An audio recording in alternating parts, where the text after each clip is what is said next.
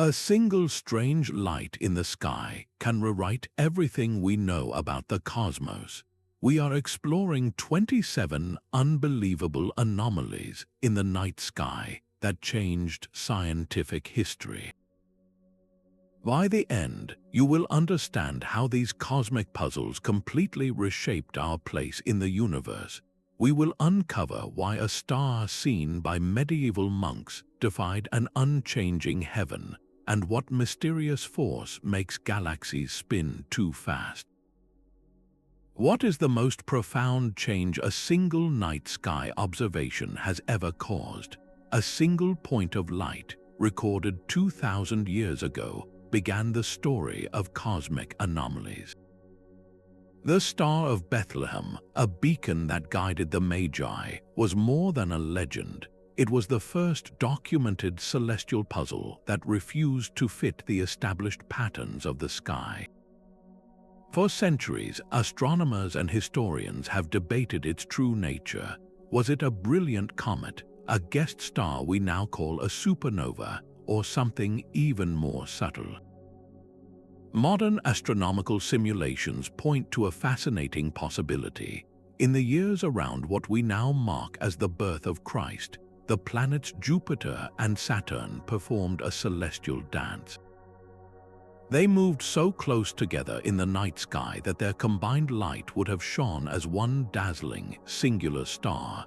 This rare planetary conjunction would have appeared to move westward ahead of the Magi as they traveled, just as the ancient texts describe. This mysterious light did more than guide three wise men. It ignited a fundamental question in the human mind. Why did the heavens, supposedly perfect and unchanging, produce such a unique and unpredictable event? That question drove ancient scholars like Ptolemy to meticulously chart the planets. They used anomalies like this to refine their models of celestial spheres, laying the essential groundwork for the laws of orbital mechanics that would follow centuries later. The Star of Bethlehem stands as a powerful reminder. It shows that our scientific pursuit of the cosmos did not begin in a laboratory. It began with wonder, with a story, and with a single, inexplicable light that challenged everything we thought we knew. This ancient mystery set the stage for the next great anomaly, one that would shake the very foundations of an unchanging universe. That ancient question of a changing sky would return with shocking force. In November 1572, a new star blazed into existence where none had been before. It appeared in the constellation Cassiopeia, shining brighter than the planet Venus. For weeks, this brilliant point of light was even visible in the daytime, a sight that defied all understanding of the cosmos. Across Europe and Asia, people looked up in awe and terror. The Danish nobleman Tycho saw it and could not believe his eyes. According to the teachings of Aristotle, which had dominated science for nearly 2,000 years, the heavens beyond the moon were perfect and immutable. Stars were fixed, eternal, and unchangeable. This new star was a profound violation of that cosmic order. Tycho turned his instruments toward the anomaly, making painstaking measurements night after night. He was looking for something called parallax, a slight shift in the star's position when viewed from different angles. If the star were close within our atmosphere, it would show a noticeable parallax. But Tycho detected none. This meant the new star was not a nearby atmospheric event, not a comet, but something truly celestial, residing in the realm of the fixed stars. His data was a death blow to the ancient idea of an unchanging celestial sphere. This object, which we now know was a supernova, was a titanic stellar explosion occurring impossibly far away. Tycho's meticulous records of its position and fading brightness did more than just challenge an old philosophy. They provided the precise observational foundation that his assistant, Johannes Kepler, would later use to unravel the true elliptical orbits of the planets. This single anomaly forced a monumental shift in science.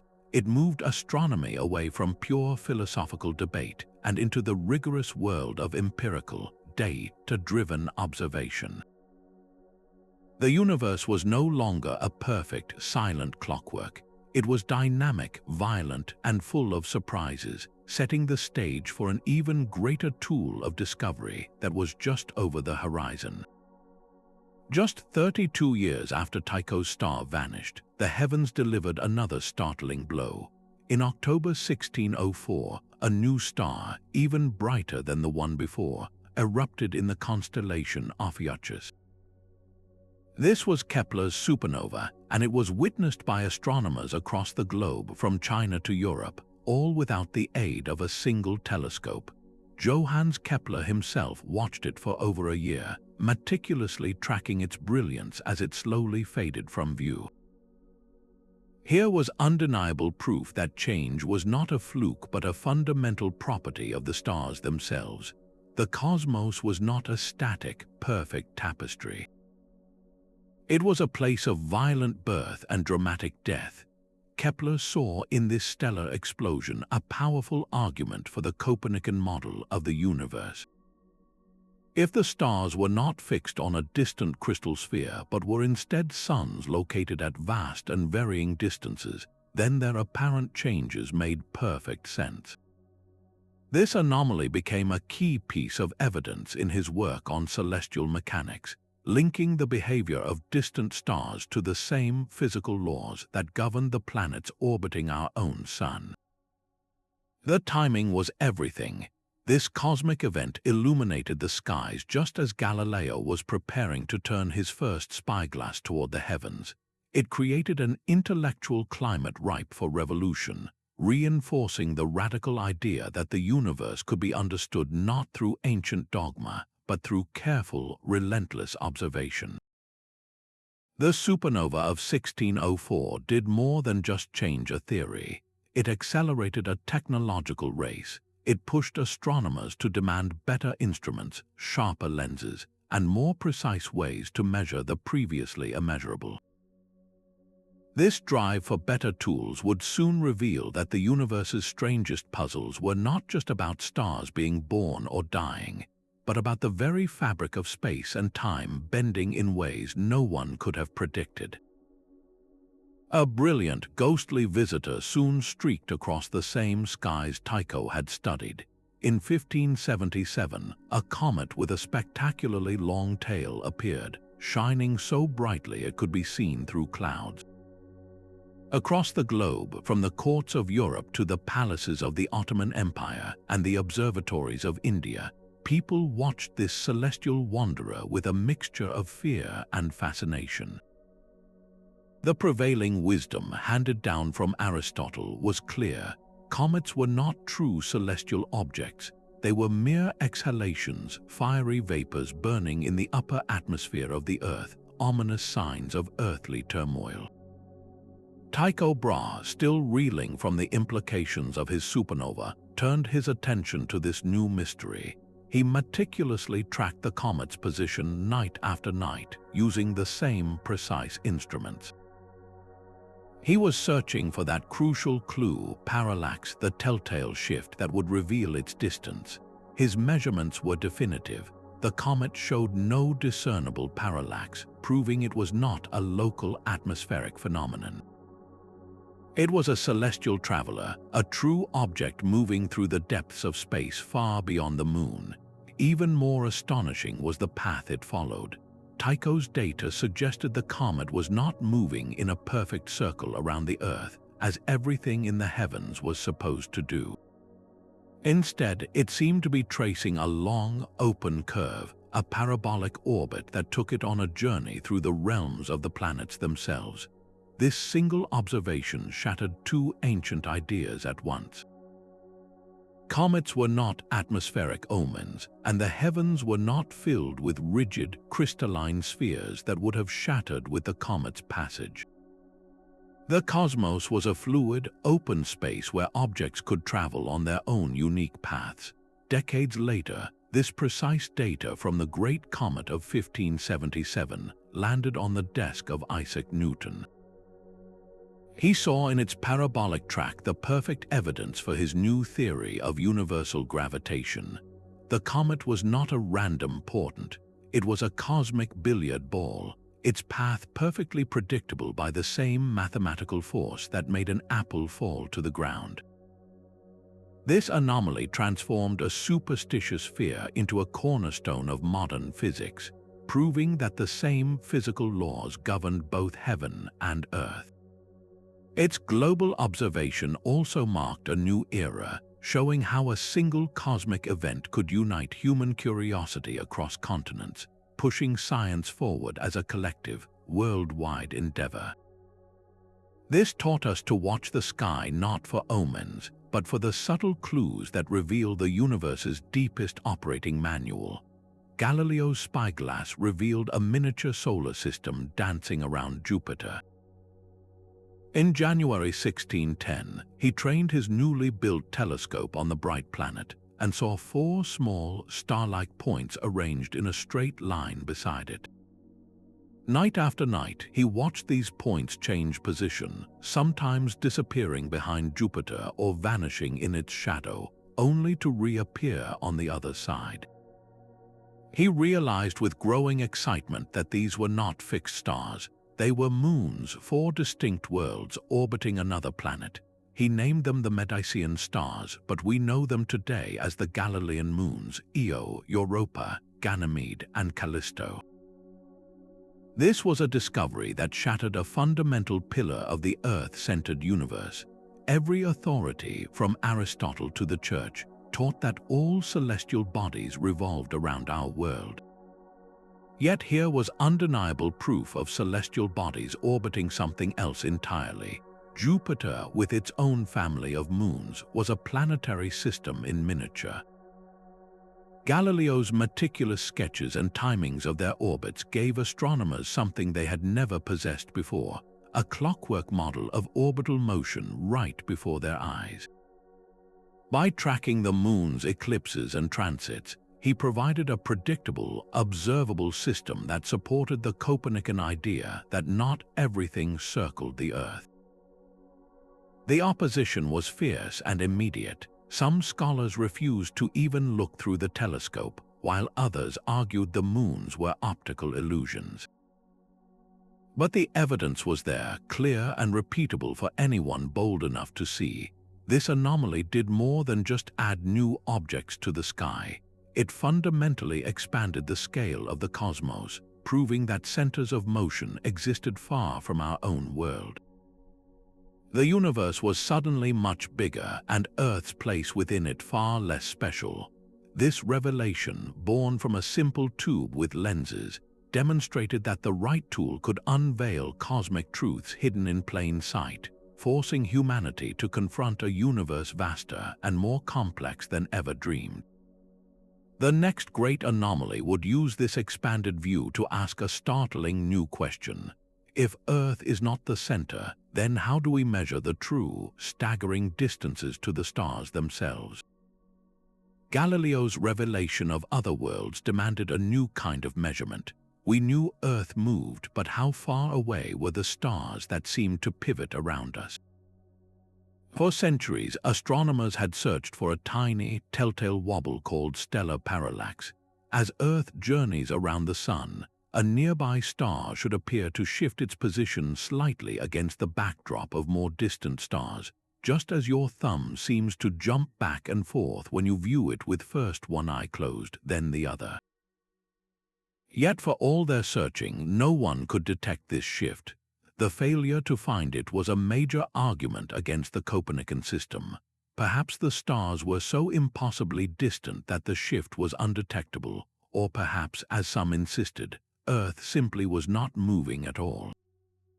The mystery of our motion was locked in the apparent stillness of the stars. The breakthrough finally came in 1838, after 200 years of failed attempts. The German astronomer Friedrich Bessel focused not on a bright, prominent star, but on a faint, unassuming one in the constellation Cygnus, known as 61 Cygni. He chose it because it had a very fast proper motion, scuttling across the sky faster than its neighbors, which hinted it might be relatively close to us. For over a year, Bessel measured the precise position of this faint star night after night, using an incredibly precise instrument called a heliometer. He was tracking a shift so minuscule it was the angular equivalent of watching a coin move from a distance of 10 miles. His patience and precision paid off. He detected the wobble. 61 Cygni shifted back and forth by a tiny fraction of a degree, precisely in rhythm with Earth's annual orbit. This was the first direct, concrete proof not only that Earth was moving around the Sun, but that the stars were not just points of light on a crystal sphere. They were other suns scattered across a vast and mostly empty void. Bessel's calculation placed 61 Cygni at a distance so immense it defied everyday understanding, over 600,000 times farther away than our own Sun. The cosmic distance ladder had found its first crucial rung. This single, subtle anomaly did more than just confirm a theory. It gave the universe its first true scale. By measuring the distances to stars, astronomers could begin to map the three-dimensional structure of our Milky Way galaxy. They could understand its shape and our place within it, realizing that the gaps between stars were not just empty space but light years of profound emptiness.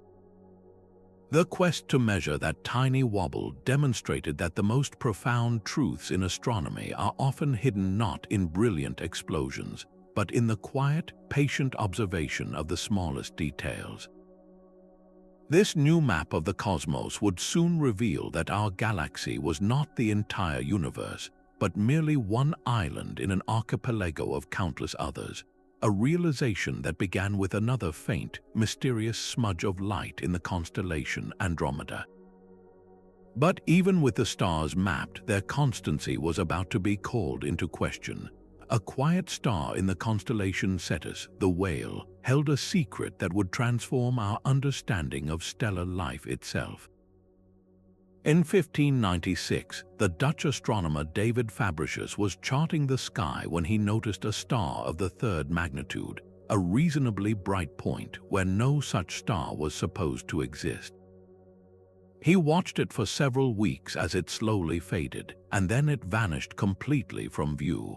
Fabricius initially dismissed it as just another nova, a new star that would fade forever. But then, more than a decade later, the German astronomer Johann Bayer included it in his star atlas, and it was seen again. The star, named Omicron Ceti, would brighten, fade, and disappear, only to return again. It was not a star being born or dying in a single event. It was breathing. We know it today as Mira, the wonderful, the first recognized variable star.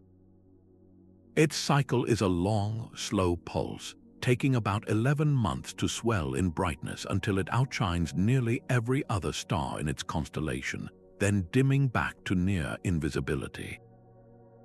This was not a change caused by something external, like an orbiting planet casting a shadow. This was an intrinsic change, a transformation coming from within the star itself.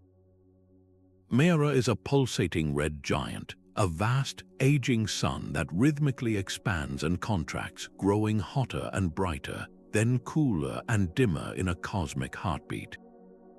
The discovery of its regular variability shattered the final pillar of the immutable stars. Here was definitive proof that stars were not just distant, static suns. They were dynamic, living engines, each with its own life cycle and internal physics. Astronomers began scanning the heavens, searching for other stars that flickered and flared. They discovered entire classes of variable stars, from the rapid, precise pulsations of Cepheid variables to the violent eruptions of cataclysmic binaries. Mira taught us to read the subtle rhythms of the stars. Its pulse became a vital key, allowing astronomers to measure cosmic distances and understand the final, dramatic stages of stellar evolution. This single, wonderful anomaly revealed that the night sky is not a still painting but a living, breathing entity, where every point of light has its own story of change and transformation. The next puzzle would take this idea of a dynamic sky to an even more extreme conclusion, revealing a star so unpredictable its behavior seemed to defy the laws of physics themselves.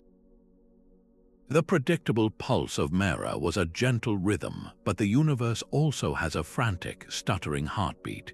In July 1054, Chinese court astronomers recorded a guest star in the constellation Taurus, a new light so brilliant it was visible in broad daylight for 23 days and remained etched in the night sky for nearly 2 years. This was not a star being born. It was a sun meeting its violent end in a supernova explosion, an event so monumental it was also carefully noted by astronomers across the Arab world and likely by Native American cultures. Then, as mysteriously as it appeared, the light faded and the sky seemed to return to normal. For centuries, that was where the story ended, another forgotten anomaly in the historical record. But the universe had not finished. In the 18th century, astronomers using powerful telescopes spotted a faint, fuzzy patch of gas precisely where the guest star had blazed. They called it the Crab Nebula, a beautiful, expanding cloud of stellar debris. It was the ghost of that ancient explosion, still drifting outward after hundreds of years. The real mystery, however, lay hidden at its very core. In the late 1960s, radio astronomers detected something bizarre, a celestial metronome ticking with impossible precision from the heart of the nebula. This object, dubbed a pulsar, was emitting a sharp pulse of radio waves 30 times every second. It was a rhythm too fast and too regular to be anything but artificial, leading some to jokingly label it LGM for little green men. The truth was even more incredible. The pulsar was a neutron star, the collapsed, ultra-dense core of the star that had exploded in 1054. A neutron star is a cosmic cinder so dense that a single teaspoon of its material would weigh billions of tons on Earth. This particular one was spinning at a dizzying rate, and with each rotation, its powerful magnetic field beamed a lighthouse-like pulse of radiation across the cosmos, which we detected as a rapid-fire blink. The discovery of the Crab pulsar was a monumental moment. It provided the first direct, undeniable link between historical supernova and the creation of these bizarre neutron stars. A stellar death was not an end, but a violent transformation, forging a new, extreme state of matter from the ashes of the old star. The Crab Nebula became a natural laboratory, its swirling filaments and intense magnetic fields helping us understand the origin of cosmic rays, those high-energy particles that constantly bombard our planet. This single anomaly beautifully wove together ancient human observation and cutting-edge modern science. It showed that the sky holds echoes of past cataclysms, and that by listening carefully to their faint, persistent signals, we can uncover the dramatic life cycles of the stars themselves. These stellar ghosts would soon point us toward an even more shocking reality, one where the fabric of the universe itself could ripple and warp, announcing events of unimaginable power. Even the clockwork precision of our solar system held a tiny, persistent flaw. For centuries, astronomers tracked the planet Mercury, the swiftest world orbiting closest to the Sun. They mapped its path with increasing accuracy, and by the 19th century they noticed something was subtly wrong. The point in its orbit where Mercury comes closest to the Sun, called its perihelion, was slowly drifting. It was not a stationary ellipse, as Newton's laws of gravity perfectly predicted for the other planets. Instead, the entire orbit was precessing, rotating forward like a slow-moving hula hoop by a tiny amount each century.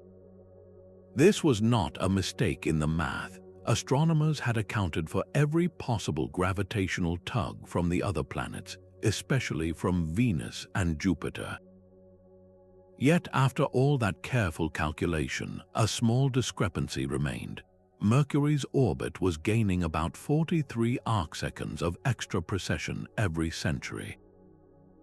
That is an almost imperceptible amount, less than the angular size of a pea seen from a mile away, but it was real and it was unexplained. For decades, this tiny wobble was a nagging puzzle.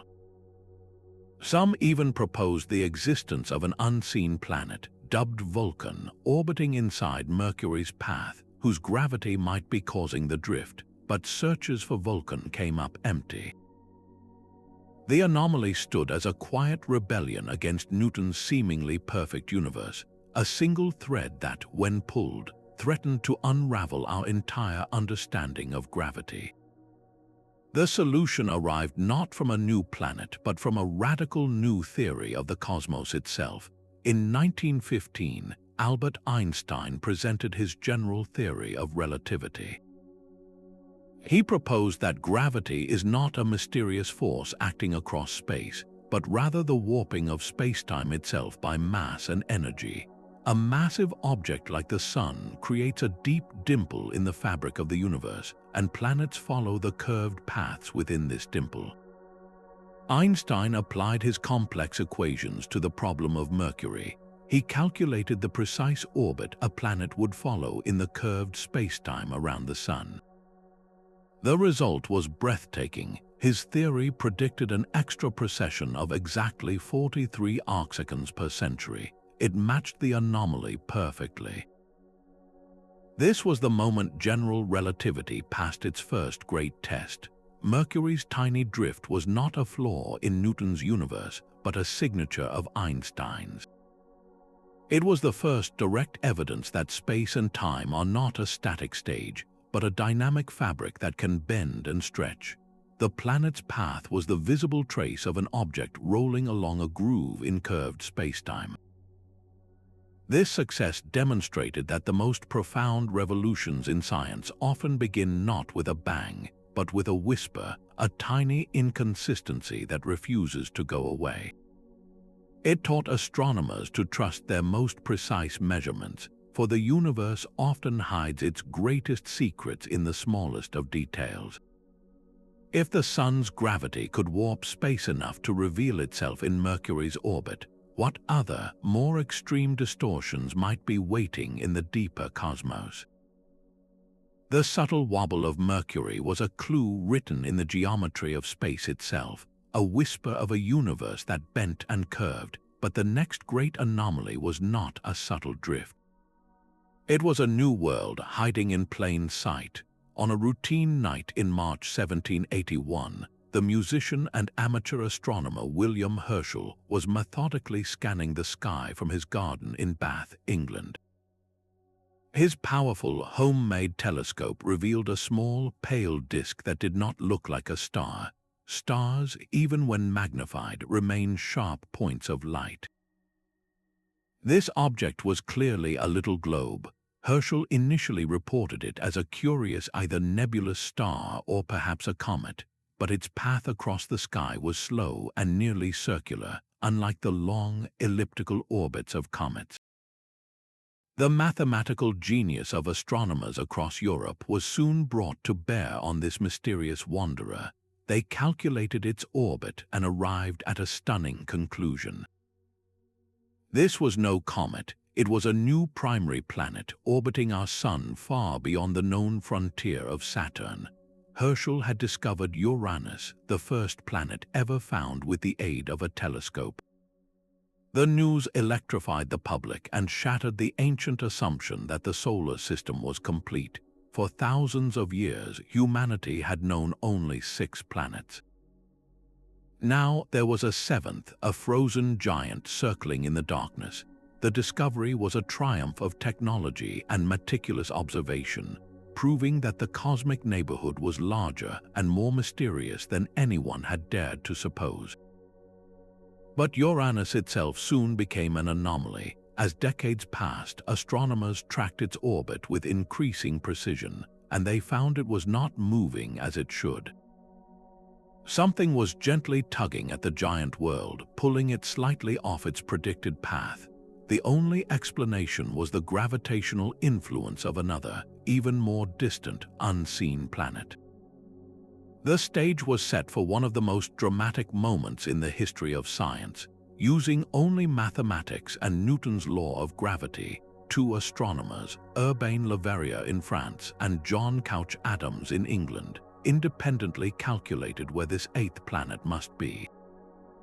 When a German observatory pointed its telescope to the precise coordinates Le Verrier had provided, there it was, the planet Neptune. The discovery of Uranus did more than just add a new world to our maps. It demonstrated the incredible predictive power of gravitational theory, turning astronomy into a science that could not just observe but foresee. It ignited a global passion for sky surveying, a drive to build bigger telescopes and chart every corner of the heavens, a pursuit that would soon reveal that our own solar system was just one tiny family in a vast city of stars, the Milky Way galaxy. The discovery of new worlds beyond Saturn was guided by a strange mathematical curiosity.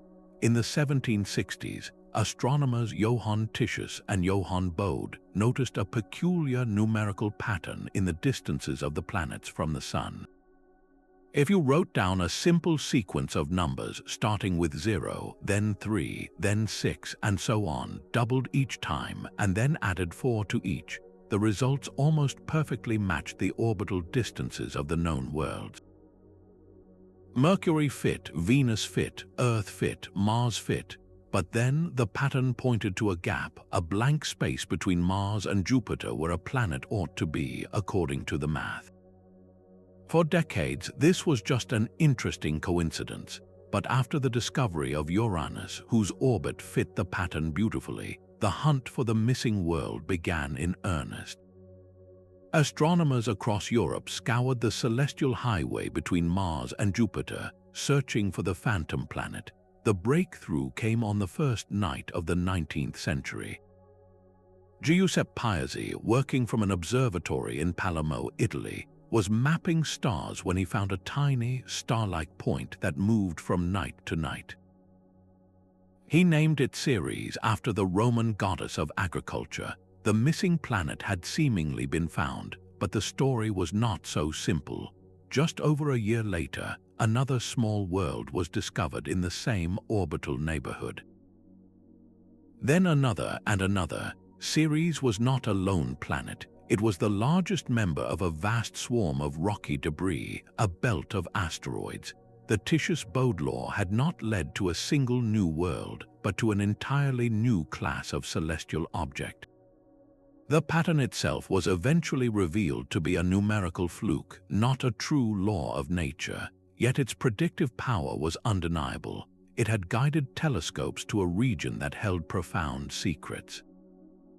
The asteroid belt is a cosmic fossil, the leftover building blocks of a planet that never formed, its construction halted by the immense gravitational pull of nearby Jupiter. This anomaly reshaped our solar system from a simple lineup of major planets into a complex structure with a history of violent collisions and gravitational turmoil. It showed us that our cosmic backyard is filled with countless minor worlds, each a relic from the system's violent birth, paving the way for our modern understanding of planetary formation. This grander view of our solar system's architecture would soon be mirrored by a much larger discovery, one that redefined our entire galaxy and our place within it. A new, faint smudge of light in the constellation Andromeda would ignite the greatest astronomical debate of the 20th century. By the 1920s, telescopes had revealed countless spiral nebulae, beautiful pinwheel structures scattered across the sky. But what were they? Were they relatively small, nearby clouds of gas, perhaps other solar systems forming within the safe confines of our own colossal Milky Way galaxy? Or were they something far grander, entire islands of stars, separate universes so distant that their individual suns blurred into a single, ethereal glow? This was the core of the Great Debate, a formal confrontation in 1920 between two brilliant astronomers, Harlow Shapley and Heber Curtis. Shapley argued for a single, enormous Milky Way that constituted the entire universe. He had recently used star clusters to map our galaxy's vast scale, placing the Sun far from its center, and he believed these spirals were mere satellites within this single, dominant system. Curtis, on the other side, defended the idea that spiral nebulae were independent galaxies. He pointed to observations of massive explosions, nova, within the Andromeda Nebula that appeared strangely dim, suggesting they were incredibly far away, far beyond the borders of our own Milky Way. The debate ended without a clear winner, a clash of interpretations that could only be settled by a definitive measurement. The man who provided it was Edwin Hubble. Using the powerful new 100-inch Hooker telescope at Mount Wilson, he peered into the heart of the Andromeda Nebula. He was searching for a special kind of variable star, a Cepheid, whose predictable pulse of brightness reveals its true intrinsic luminosity. Finding one is like finding a standard candle in the cosmic darkness. By comparing how bright the star appeared through his telescope with how bright he knew it actually was, he could calculate its distance with stunning accuracy. In 1924, Hubble found his Cepheids. His calculations delivered a staggering result. Andromeda was nearly 1 million light-years away, a distance so immense it placed it far, far outside the boundaries of even Shapley's grand Milky Way. That faint smudge was not a nebula, it was a galaxy, a colossal city of stars in its own right. Overnight, the universe expanded by a factor of 1,000. Our Milky Way was dethroned from its position as the entire cosmos, becoming just one galaxy among countless others. This single anomaly, resolved by the blinking rhythm of a distant star, did more than win an argument. It opened the cosmic horizon, revealing a universe structured on a scale so vast it was almost beyond comprehension. It set the stage for Hubble's next, even more profound discovery, one that would show this vast universe was not standing still, but flying apart in all directions. Hubble's discovery that Andromeda was another galaxy was just the beginning.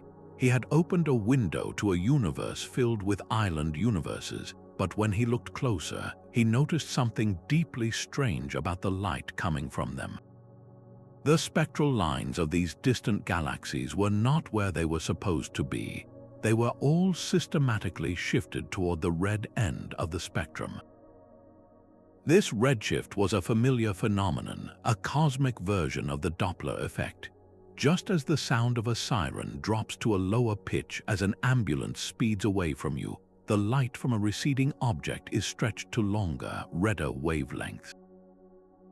The staggering implication was that nearly every galaxy he observed was rushing away from our own.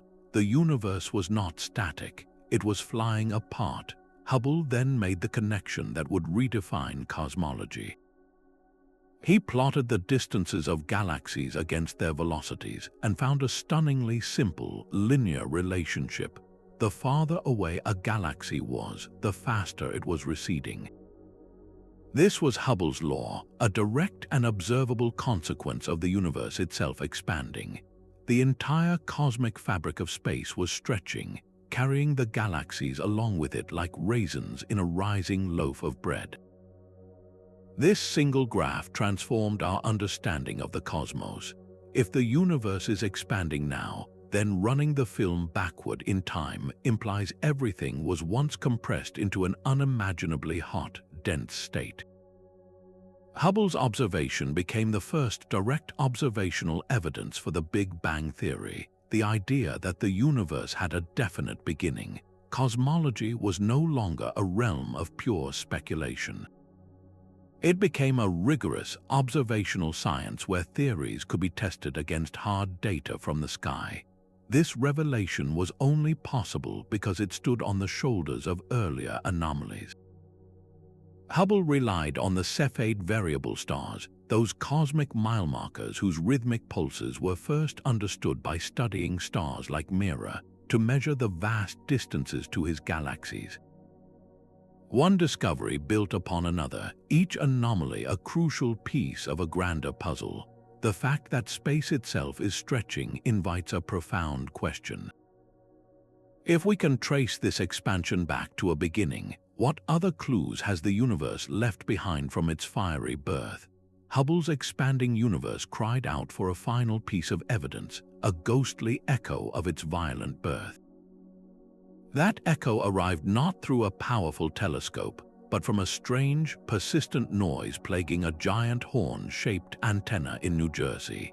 In 1964, two radio astronomers, Arno Penzias and Robert Wilson, were trying to use this sensitive instrument for satellite communication. But they were baffled by a constant, faint hiss that came from every direction in the sky, day and night. It was not caused by the city or by their equipment, which they meticulously cleaned, even removing a pair of nesting pigeons and what they diplomatically called white dielectric material. The noise remained an inescapable cosmic static. Meanwhile, just a short distance away at Princeton University, a team of physicists led by Robert Dick was building a detector to find this exact signal. They were searching for the cooled remnant of the primordial fireball, the afterglow of the Big Bang itself. They theorized that the entire universe should be filled with a faint, uniform bath of microwave radiation, the stretched and cooled light from a time when the cosmos was a seething hot plasma. When Penzias and Wilson heard of this work, they realized they had already found it. That annoying background hiss was the cosmic microwave background, the oldest light in the universe, a fossil from when it was just 380,000 years old. This accidental discovery was the smoking gun for the Big Bang. It proved the universe was not eternal and static, but had a definite, hot beginning. The steady-state theory, which proposed a universe with no beginning or end, was effectively finished. For the first time, cosmologists could study the infant universe directly. This faint glow was a perfect snapshot of a moment when matter and light decoupled, allowing atoms to form and the universe to become transparent. The incredible uniformity of this radiation, the same temperature in every direction, confirmed the universe had expanded from an incredibly hot, dense state. This single anomaly, a bit of unwanted noise, solved one of the greatest mysteries in science and gave us a tangible connection to the very origin of everything. It proved that sometimes the most profound cosmic discoveries are not made by looking for something specific, but by being curious enough to investigate a persistent, unexplained signal. What other mysterious cosmic whispers were waiting to be heard, not as ancient light, but as fleeting, powerful bursts of energy from the depths of space? That faint cosmic hiss was a whisper from the universe's infancy, but another signal would soon arrive that sounded like a deliberate drumbeat. In 1967, a young Cambridge researcher named Jocelyn Bell Burnell was analyzing reams of paper chart data from a new radio telescope. She noticed a peculiar recurring signal, a sharp pulse of radio waves that arrived every 1.337 seconds with unerring, machine-like precision. It was so perfectly regular that she and her supervisor, Anthony Hewish, half-jokingly labeled it LGM1 for Little Green Men. The possibility, however faint, was that they had stumbled upon a beacon from an extraterrestrial civilization. The real explanation, once confirmed, was almost as astonishing. The source was not biological, but a rapidly spinning neutron star, the collapsed core of a massive sun that had died in a supernova. This object, which they named a pulsar, was a cosmic lighthouse. Its intense magnetic fields funneled radiation into tight beams that swept across space, and each time that beam flashed over Earth, our telescopes registered a pulse. The discovery of pulsars revealed a new, bizarre state of matter. A neutron star is so unimaginably dense that the very atoms have been crushed, creating a sphere just a dozen miles across yet weighing more than our entire sun. A single sugar cube of its material would weigh billions of tons on our planet. This extreme physics laboratory in space provided a powerful new tool for scientists. The clockwork precision of their pulses made them ideal for testing Einstein's theory of general relativity. By monitoring a pair of pulsars orbiting each other, astronomers could watch for tiny changes in their timing caused by the emission of gravitational waves, a direct validation of Einstein's predictions. The initial misinterpretation of the signal as LGM is a classic tale in scientific discovery. It highlights a crucial truth that the path to new knowledge is often paved with strange, unexpected data that challenges our assumptions. Jocelyn Bell Burnell's persistence in investigating this anomaly, rather than dismissing it as instrument noise, opened an entire new window into the most extreme objects in the cosmos.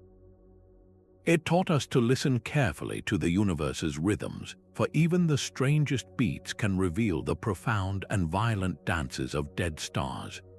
The cosmos has its rhythms, from the steady pulse of a neutron star to the slow breath of a variable sun.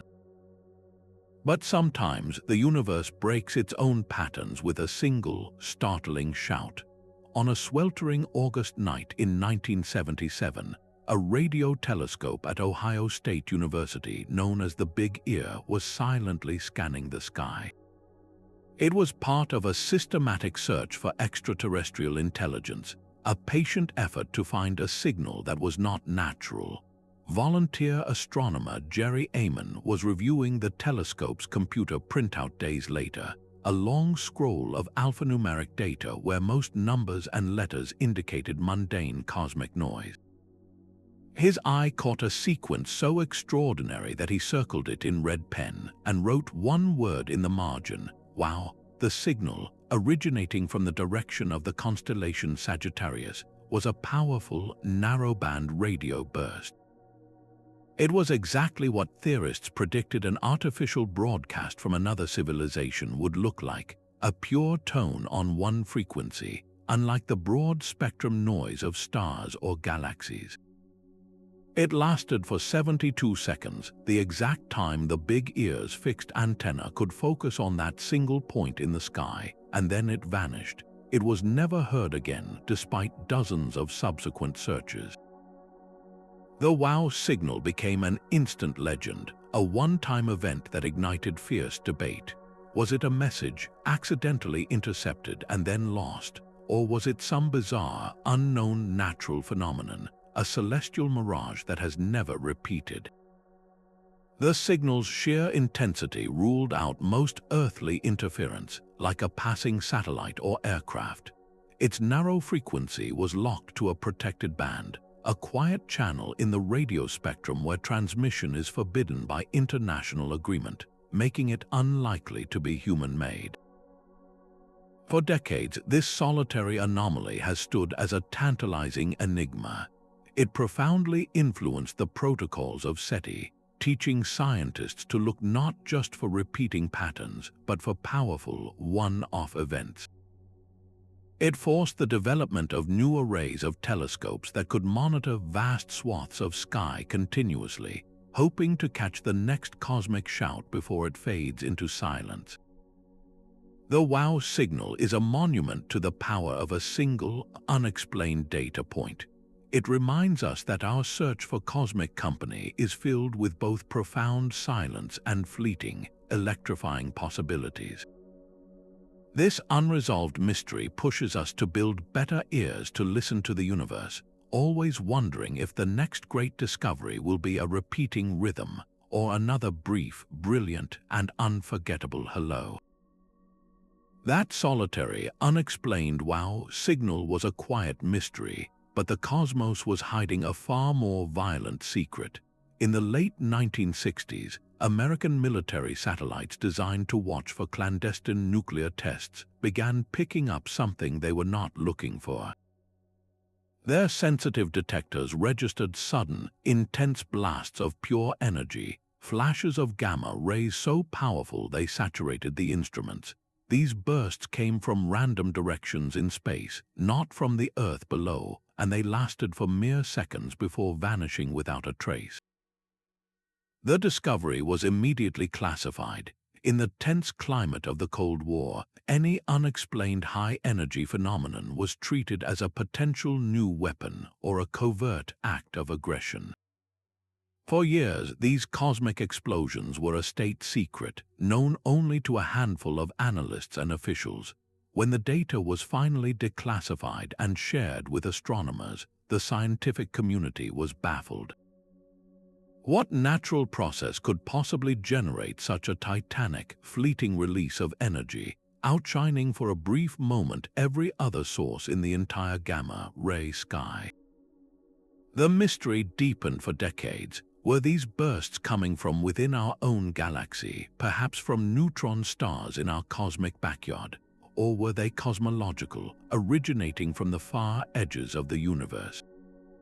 The breakthrough came with new satellites capable of pinpointing the locations of these flashes with enough precision for optical telescopes to follow up. What they found was astonishing. The afterglow of a gamma-ray burst led them to distant, faint galaxies billions of light-years away. This meant the bursts were not local oddities. They were the most energetic explosions since the Big Bang itself, visible across the observable universe. We now know these events are the death cries of the most massive stars, hypernova that collapse into black holes, or the catastrophic mergers of two neutron stars. In a fraction of a second, a gamma-ray burst can release more energy than our Sun will emit in its entire 10 billion-year lifetime. This anomaly, born from military secrecy, completely reshaped our understanding of stellar death. It revealed new, ultra-violent classes of cosmic explosions and provided astronomers with a powerful new tool. Because these bursts are so phenomenally bright, they act as beacons, illuminating the gas and dust in the earliest galaxies and allowing us to study the conditions of the young universe. A technology built for watching over Earth inadvertently opened a window on the most extreme physics at the edge of time, proving that the next great discovery might not come from a telescope pointed at the sky, but from a sensor designed to watch for the flash of a bomb. The flash of a gamma-ray burst revealed a universe of unimaginable violence, but another, quieter anomaly was hiding in the plain sight of spinning galaxies. Vera Rubin, an astronomer at the Carnegie Institution, began asking a simple question in the 1970s. How fast do the stars at the outer edges of a galaxy move? According to Newton's laws, stars farther from a galaxy's bright center should orbit more slowly, just as Pluto moves at a much more leisurely pace around the Sun than the inner planets do. Rubin and her colleague Kent Ford began meticulously measuring the rotation of the Andromeda Galaxy. They used a sensitive spectrometer to analyze the starlight from its spiral arms, looking for the subtle red and blue shifts that betrayed the orbital speed of stars at different distances from the galactic core. Their data revealed something astonishing. The stars out in the dim, sparse outskirts of the galaxy were not moving slowly at all. They were whipping around just as fast as the stars close to the bright center. This was like watching the entire solar system, from Mercury to Pluto, all orbit the Sun at the exact same breakneck speed. It made no sense. The visible mass of the galaxy, all its stars and glowing gas, was simply not enough to hold these fast-moving outer stars in their orbits. The galaxy should have flown apart. The only possible explanation was that Andromeda was embedded within a massive, invisible halo of something, a substance that did not emit or absorb light, but whose immense gravitational pull was the only thing keeping the galaxy from tearing itself to pieces. This something was dark matter. Vera Rubin's careful, patient work provided the most compelling evidence yet for this cosmic phantom. Her rotation curves became the definitive signature of dark matter's presence, not just in Andromeda, but in every spiral galaxy we have studied since. This discovery was a profound humbling. It showed that everything we can see with our most powerful telescopes, all the stars, galaxies, and nebulae, constitutes less than 20% of the total matter in the universe. The overwhelming majority is made of an unknown, invisible substance that shapes the cosmos from the shadows. Her anomaly forced a fundamental revision of physics and cosmology. It demonstrated that the most dominant force in building the large-scale structure of the universe is a form of matter we cannot see, touch, or yet fully understand. This realization that the cosmos is dominated by an unseen component immediately raised a parallel question. If something invisible was holding the universe together, could something else, even more mysterious, be responsible for tearing it apart? Deep in the void beyond Jupiter, two robotic explorers began to drift off course. The Pioneer 10 and Pioneer 11 spacecraft, having completed their grand tours of the gas giants, were now on trajectories that would carry them out of the solar system forever. But by the 1980s, navigators at NASA noticed something deeply puzzling. Both spacecraft were experiencing a tiny, unexpected, and constant deceleration back toward the Sun. This was the Pioneer Anomaly, a minuscule drift, weaker than a 10/1000th of the gravity we feel on Earth, yet it defied all predictions. For decades, this slight tug became one of the most enduring mysteries in space science. Was it the gravitational pull of an unseen, dark matter halo surrounding our solar system? Could it be a subtle flaw in our understanding of gravity itself, a hint that Einstein's general relativity needed a modification at the vast scales of interstellar space? The possibilities ignited the imaginations of physicists, suggesting for a moment that we might be on the verge of a profound new discovery. The ultimate explanation, however, was both more mundane and brilliant. A team of scientists embarked on a cosmic detective hunt, recovering decades-old engineering data and telemetry. They discovered that the anomaly was not a force pulling the Pioneers backward, but a gentle push from the spacecraft themselves. The plutonium in their power generators produced heat, which the spacecraft radiated away to stay cool. This thermal radiation was not perfectly symmetrical. A little more heat was emitted from the back of the probes, from the warm electronics and the structure itself, than from the front. In the frictionless environment of space, this tiny imbalance created a photon thrust, a constant, faint pressure of infrared light that acted like a soft brake, exactly matching the observed deceleration. The case of the Pioneer Anomaly closed not with a bang, but with a meticulous accounting of every watt of heat. It was a powerful lesson in scientific humility. The universe was not revealing a new law of physics, but instead reminding us to master the old ones completely. This painstaking investigation forced engineers to refine their models for every deep space mission that followed, from Voyager to New Horizons, accounting for the subtle push of their own warmth.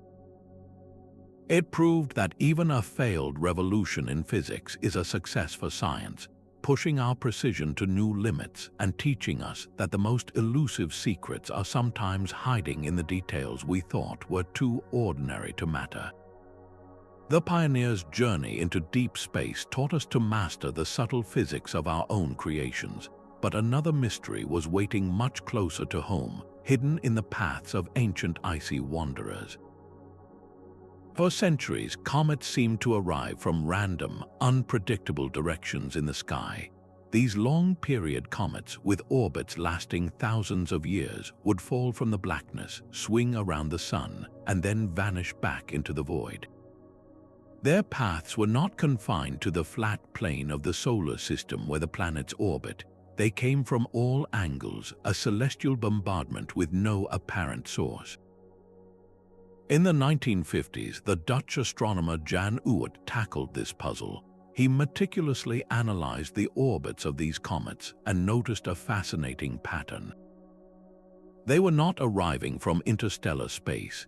Instead, their path suggested they originated from a vast, spherical shell of icy bodies surrounding our entire solar system at an almost unimaginable distance. This hypothetical reservoir became known as the Oort cloud.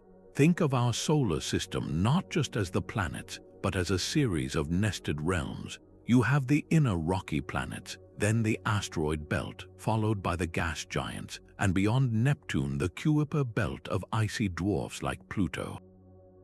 But the Oort cloud is the final, grandest frontier.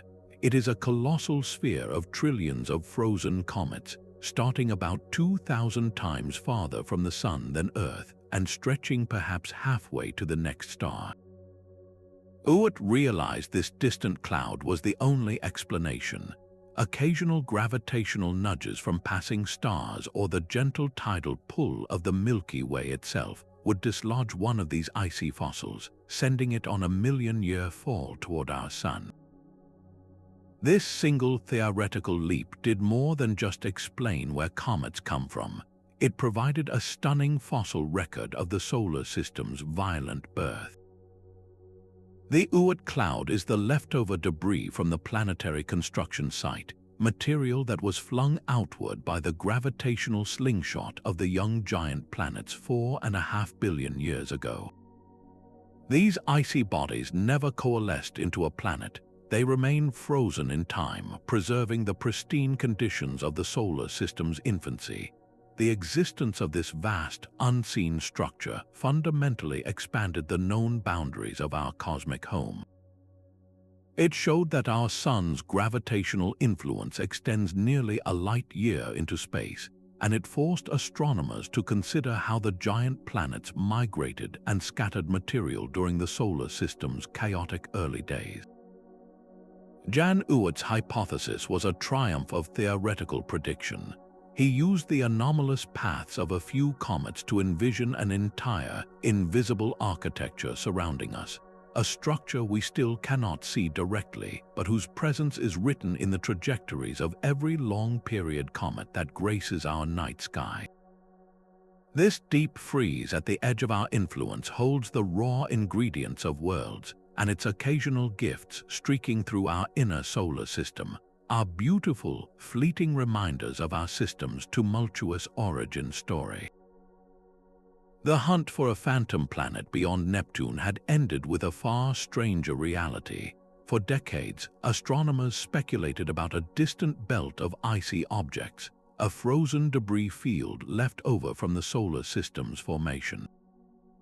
But it remained just a theory, a ghost on the edge of our maps. Then, in the 1990s, powerful new digital cameras mounted on large telescopes began a systematic scan of the sky. They were not looking for a single large world. They were searching for faint, slow-moving points of light against the backdrop of fixed stars. What they found was a revolution. One by one, and then by the hundreds, these small, icy bodies were detected, all orbiting the Sun in a vast disk beyond Neptune. This was the Kuiper belt, a real place populated by countless frozen worlds. Its discovery solved one ancient mystery, the source of short-period comets, but it immediately created a profound new dilemma about Pluto. For 70 years, Pluto had held the title of our ninth planet, a lonely outpost in the darkness. But the Kuiper belt revealed that Pluto was not unique. It was not a solitary wanderer. It was simply the largest known member of this immense swarm. It shared its orbital neighborhood with thousands of other objects, some nearly as large as it was, like Eris, discovered in 2005. This posed a fundamental question that textbooks had never needed to answer. What exactly is a planet? The presence of this vast population forced the International Astronomical Union to create a formal definition in 2006. A planet must orbit the Sun, be massive enough to be rounded by its own gravity, and it must have cleared its orbital neighborhood of other debris. Pluto, dwelling in the crowded Kuiper belt, failed this final test. It was reclassified as a dwarf planet, a new and vital category that reflected our deeper understanding. This was not a demotion, it was a promotion in knowledge. Pluto became a king of a new realm, the most famous representative of a vast population we had only just begun to explore.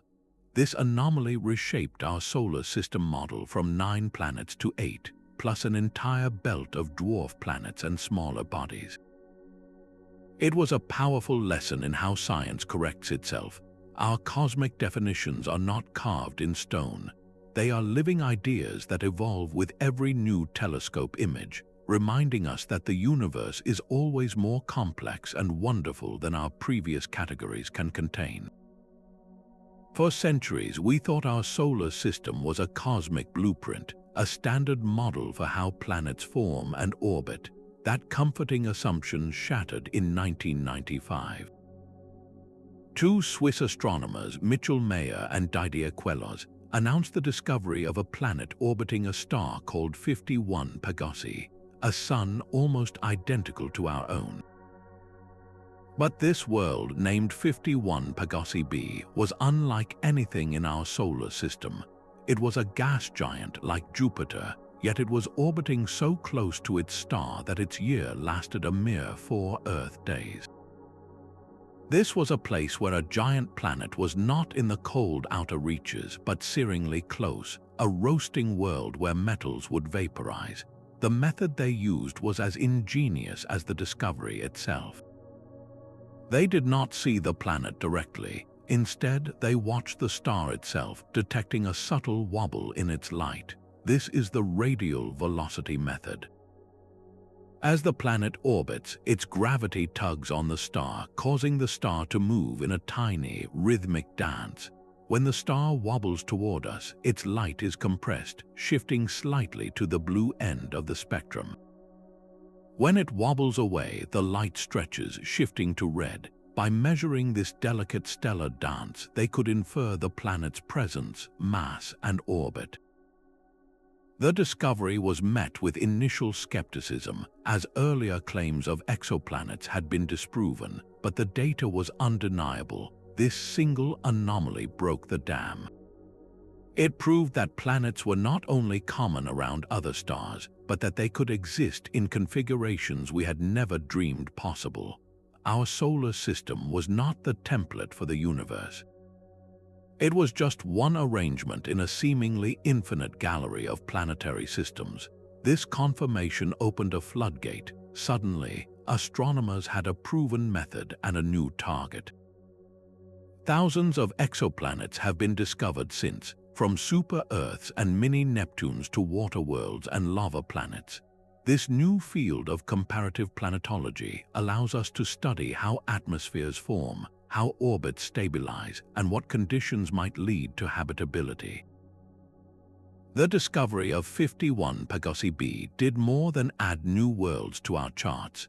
It fundamentally reshaped the search for life, forcing us to broaden our imagination about what a habitable world might look like and where we might find it.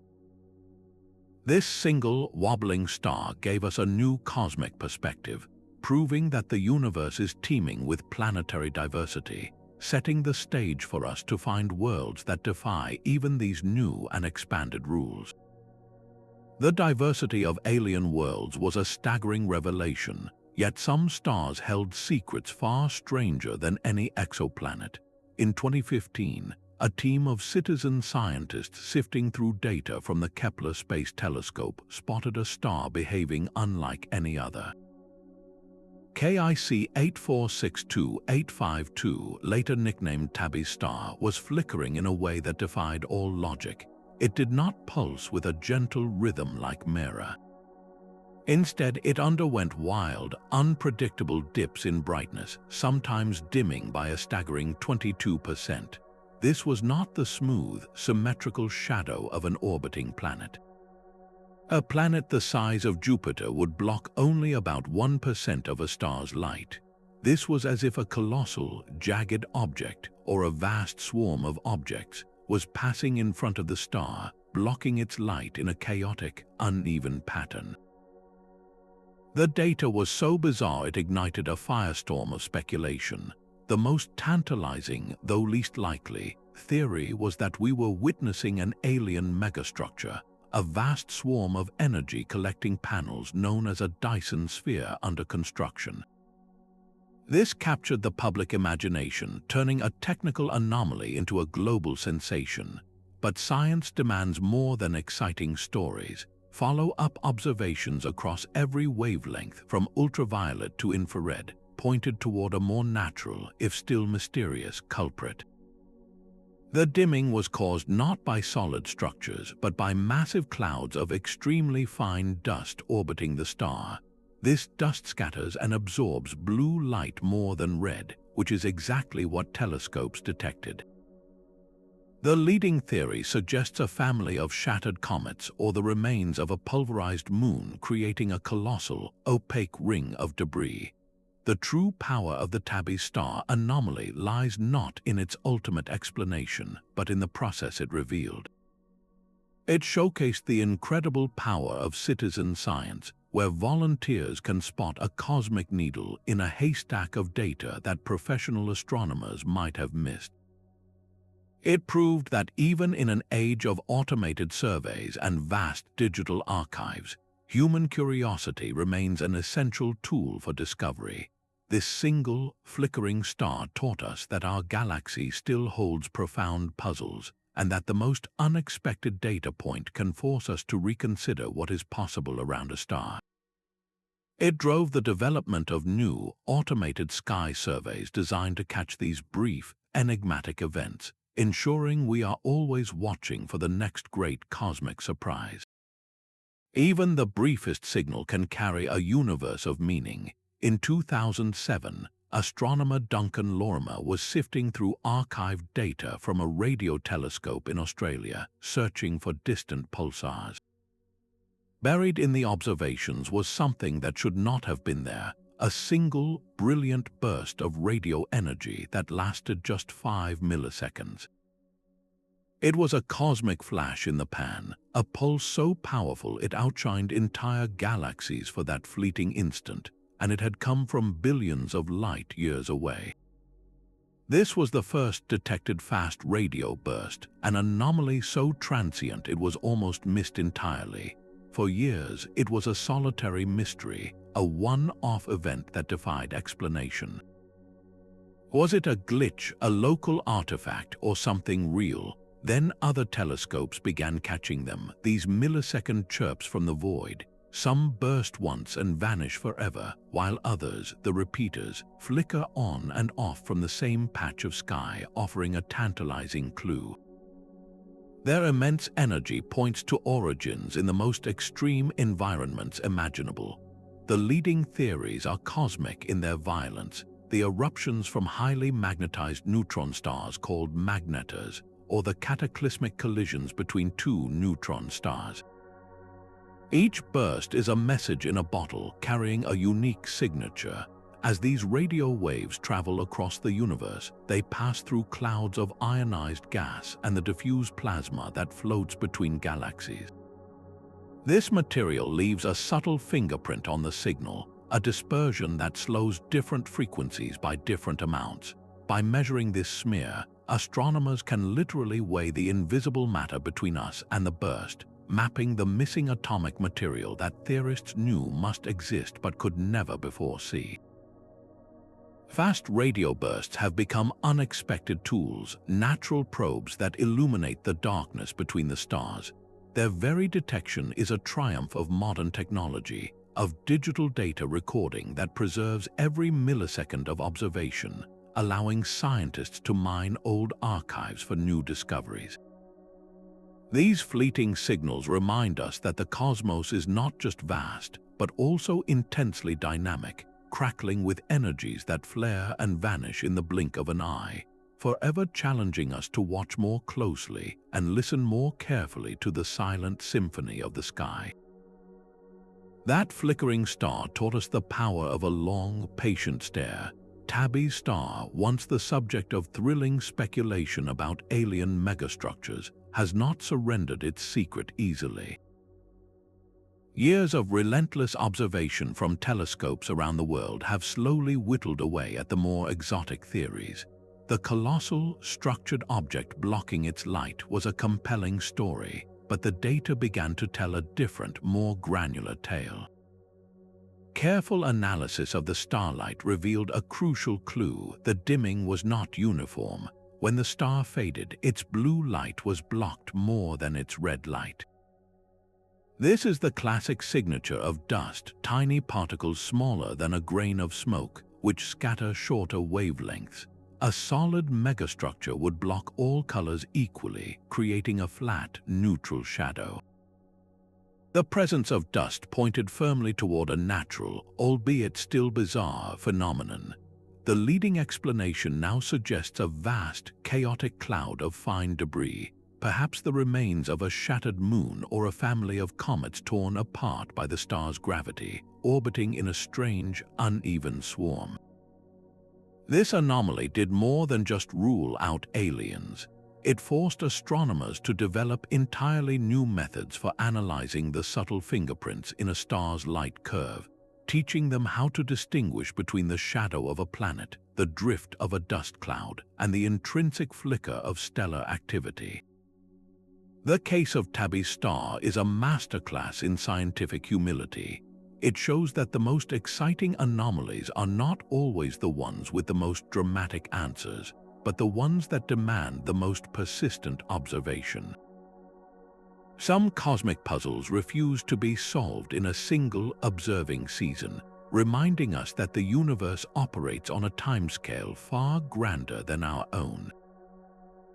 This unresolved mystery stands as a testament to the fact that science is not a sprint to a conclusion, but a marathon of relentless curiosity, where the journey of questioning is often as valuable as the destination itself.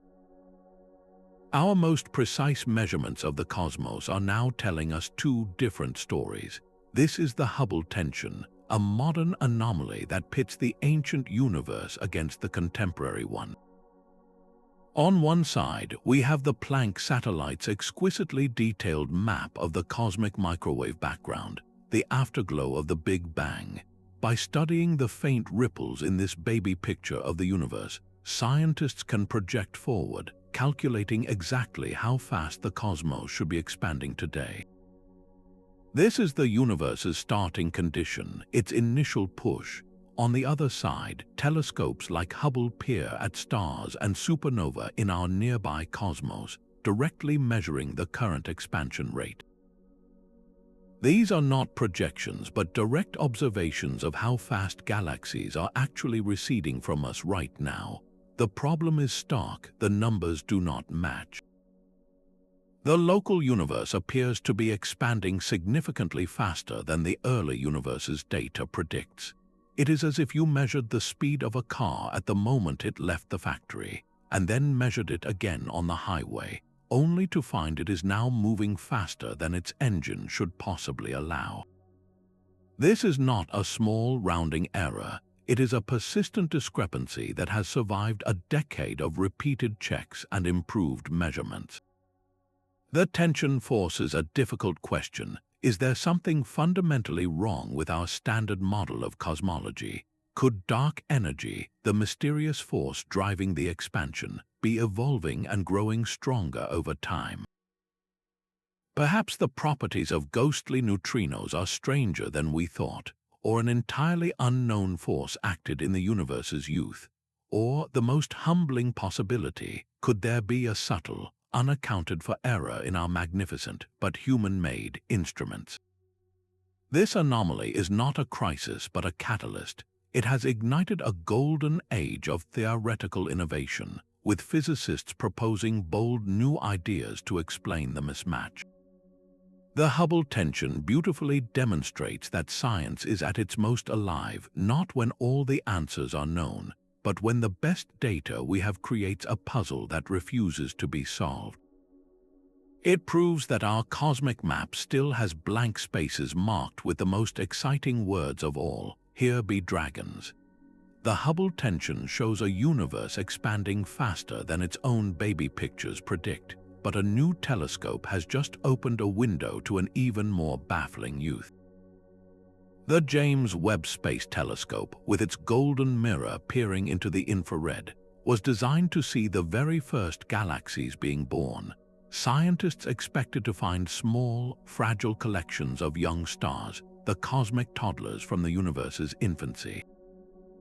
Instead, in some of the very first deep field images, they found giants.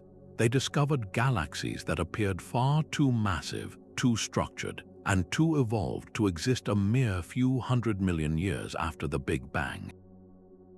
These cosmic cities were already in place, shining with the light of billions of stars, at a time when our models said only the faintest sparks of structure should have been possible.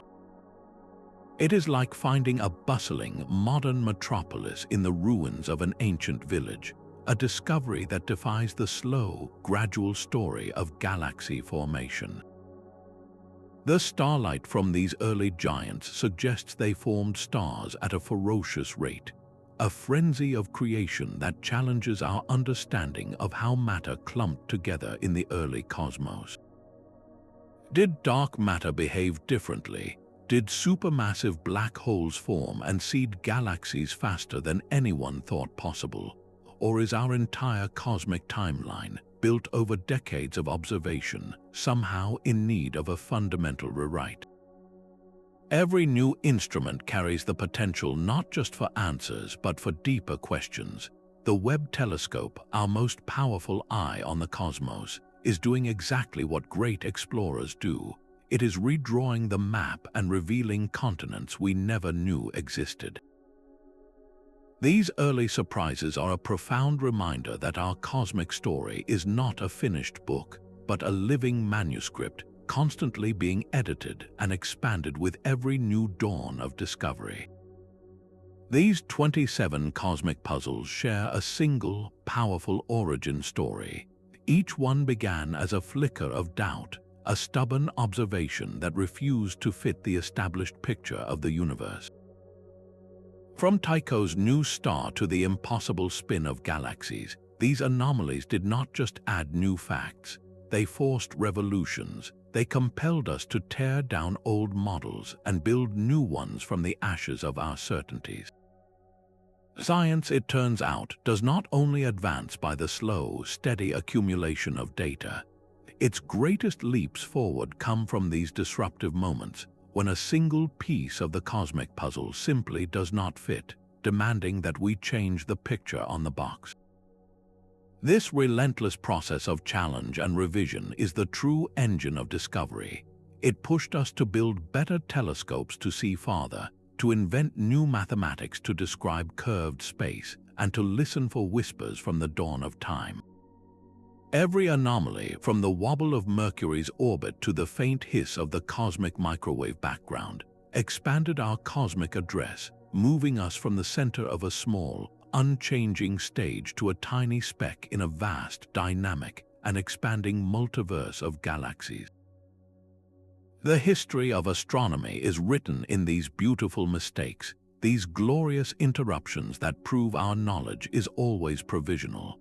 This legacy invites every one of us, whether a professional scientist with a giant telescope or a casual stargazer in their backyard, to keep looking up with a questioning heart.